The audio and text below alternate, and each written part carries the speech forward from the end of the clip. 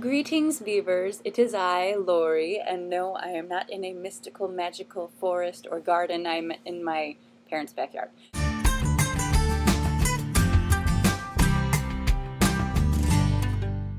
I'm here until I move, which is happening in 34 days, not 55, but 34 days, so I'm so excited. And lots to do until then. I'll be very busy, but next week I'll be filming from my new location, so that's exciting. I'll be with Mary Beth, so that's even more exciting. And this week we're talking about pansexuality, which is even more exciting. As if it could get any more exciting than that.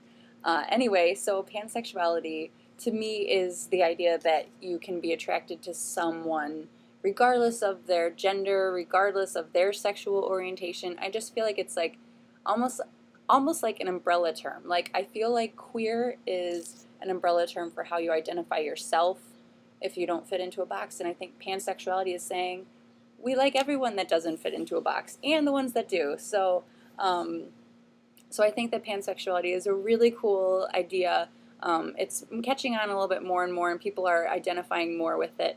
And I think that's great because as a lesbian, I think that I already go against a gender normal stereotype of liking men. So I think it's not a stretch of the imagination to think that there are people out there who maybe don't, because I identify very much so as female, you know, go figure. But I think that there's people out there that kind of fall in between on their gender or like gender identity. So then, therefore, they probably understand that more or like respect that more or are attracted to that more in people that feel the same way.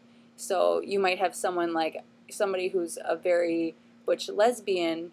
You almost like kind of like that idea when like you see at gay pride like the lesbians that start looking like gay men and then the gay men that start looking like lesbians, because like gay men sometimes are so effeminate and lesbians sometimes are masculinized to the point that they're similar.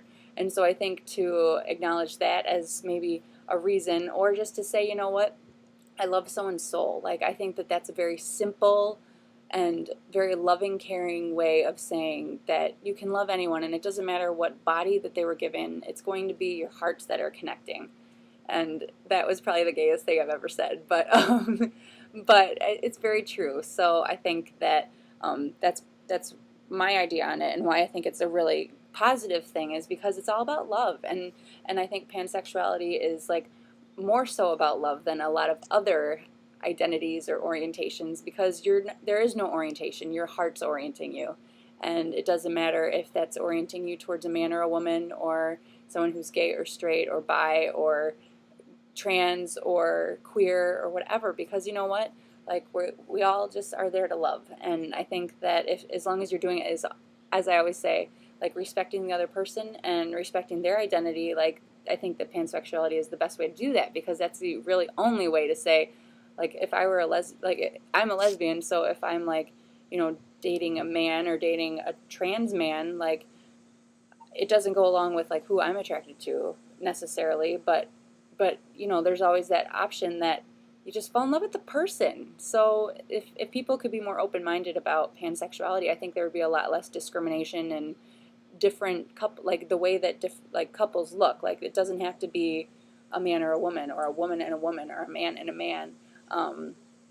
It can be somewhere along that spectrum that is this life of ours, because we're all so different and unique. And I think that pansexuality is really seeing that, and it's really, you know, I just feel like it's a good thing.